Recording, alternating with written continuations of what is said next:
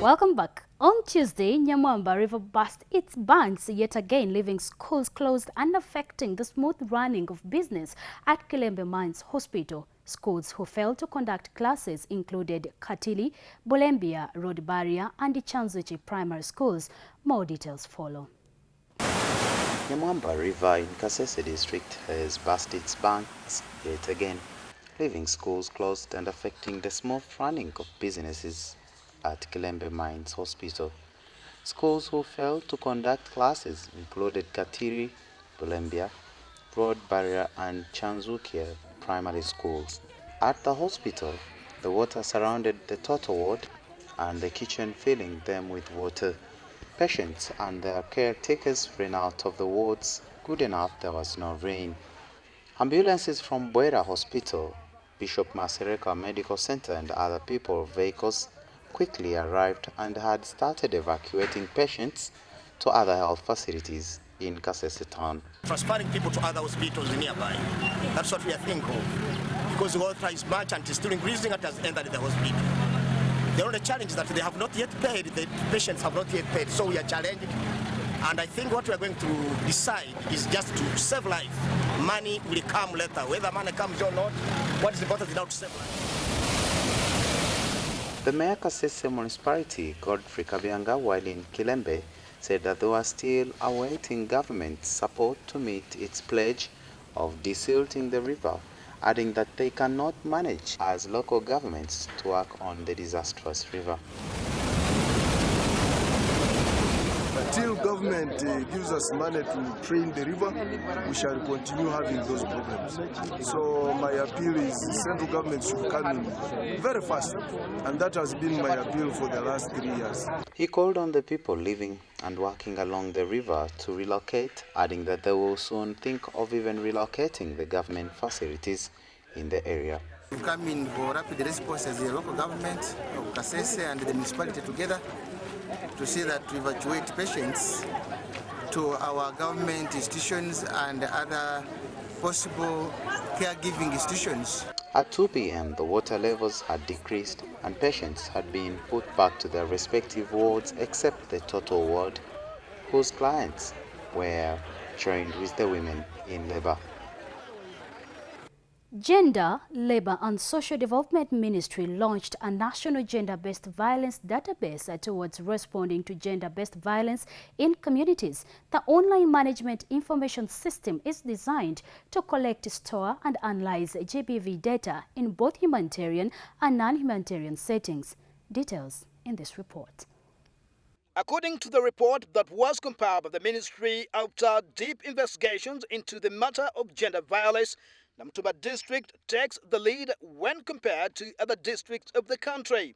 In Uganda, women are most affected by gender-related issues, followed by children and males. Gender violence acts interfere with the general rights enjoyed by individuals as entitled to them by the Ugandan Constitution and other rights provided by nature as God planned. These cases arise from unwanted pregnancies, rape, female genital mutilation as practiced by some cultural groups of the country. In worst instances, some end up losing their lives in the process. Ministry of Gender, Labour and Social Development has been prompted to adopt a new strategy which involves the use of social media and internet channel known as Gender-Based Violence Database, which shall be used to gather all the information concerning gender violence. If Namutumba is registered or it has the highest numbers registered, of course that is a credit for them, which means there is awareness. They are aware of what is supposed to be done and they are doing what we expect them to do. So we call upon all those others who had not been reporting such cases or who had been settling them within their communities to report these cases, because we need to punish the perpetrators, and even those people who take evidence sometimes are threatened. Don't be intimidated, please take the reports. Furthermore, the Gender Ministry has resorted to working hand in hand with the media houses to fight the scourge of gender violence in the country. The media will serve the role of creating educating and disseminating information geared to stop violence acts encroaching on rights of individuals, culminating from homes. We are calling upon the media fraternity to work with us or to partner with us as the outside government partner in ending gender-based violence in our country. Gender-based violence it has impacted negatively to our country because some of the people maybe are not cooperating or they are not working with us. We thought that the media is an institution that can really help us because they have many ways of passing on information to the communities. They can do this through the radio, TV, social media, print, and many other ways. Minister Isanga Nakadama says this move will set off from new districts where cases of gender-based violence are deeply reported. This week also saw the Uganda Communications Commission lawyers going to court to challenge the interim injunction issued by a magistrate's court directing the communications body to stop switching off analog during the digital broadcasting migration. UCC boss Godfrey Mutabazi confirmed the development, saying they were challenging the matter in court, expecting a response very soon. UCC lawyers are arguing that the court order is not enforceable since the digital migration that started in June is soon coming to an end. The Uganda Communications Commission lawyers have gone to court challenging the interim injunction issued by a magistrate's court directing the communications body to stop switching off analog during the digital broadcasting migration. UCC boss Godfrey Mutabazi confirmed the development, saying, "We are challenging this matter in court, expecting a response very soon." Mengo Chief Magistrate's Court on Thursday granted an order restraining the respondent, UCC, from interfering with the broadcaster's transmission of analog TV signals and public pending the determination of the main suit.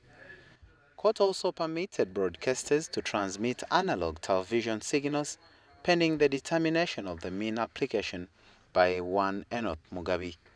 Mugabe claims UCC did not enable citizens access affordable decoders, which violated their right of access to information since the suppliers are not many and decoders are not affordable.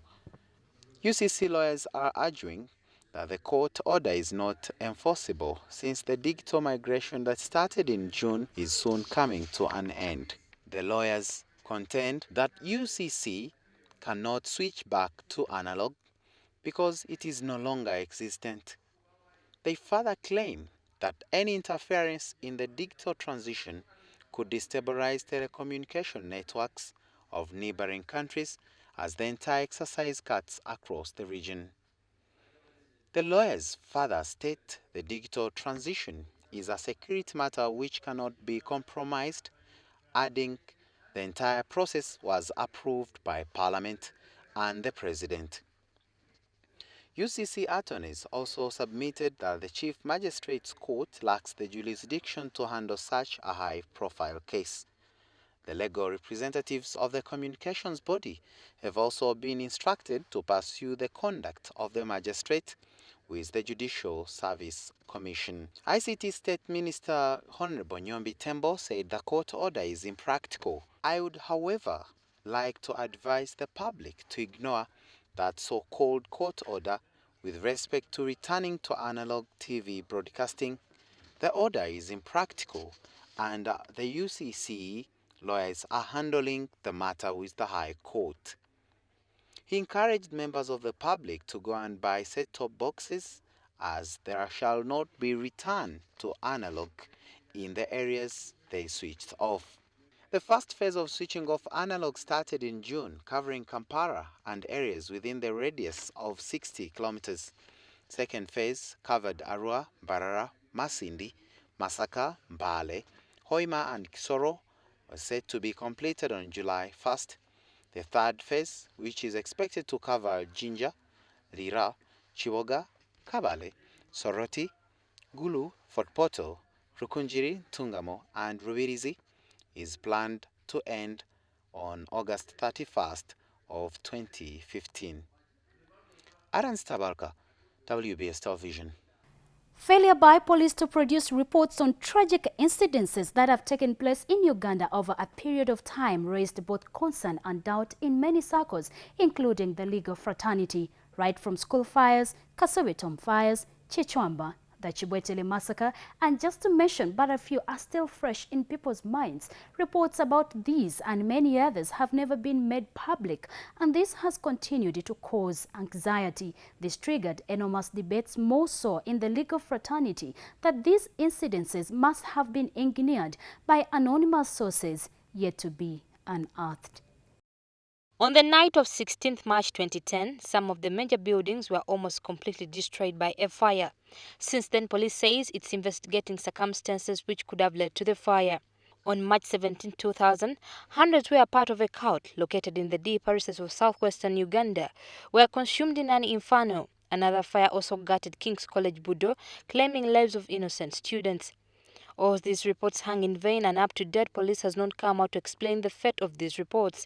Counsel Noah Justice, a renowned counsel at Trijuki and Company Advocate, says police should be put to test to come out and explain the cause of the delay. Much as they have a duty to correct and communicate to the public, they have a duty to protect the people and their assets. So when you get that information, you need to involve the government, involve the Security Council, and then sit down with the other relevant authorities.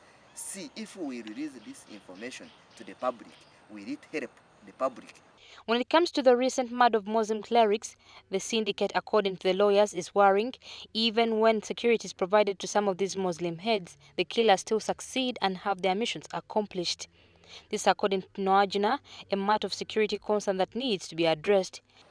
I expected now the same person appointed to make to make investigations to have done the same and submitted the same to the IGP. Then the IGP should have been able to involve the government and the other arms like Security Council, as I've said, and we see if we release this report, will it help the public? According to him, as long as police fails to employ new tactics in their investigation skills, it will always have their cases thrown into the courts of law. He confirms that police lack sufficient human resource to man investigations, and probably this could have been one of the causes of delay of some tragic reports that have claimed lives of innocent Ugandans. He calls upon police to solidify its relationship with the public if it's to receive accurate information that will help in cracking down such evil-minded criminals. You are mandated to even check back what's going on. You are not, because you should be able to give him a timeline. What does it need? Because I expect the investigations we are doing, the same investigation within Uganda. So we are consulting our people, and I expected, because security, I expected to be having even the same security people within us, so that the information can link very fast. So. Now that is all we had for you in this week's edition of Week in Focus. I am Joclyn Nakibuule. Until next week, have a good afternoon.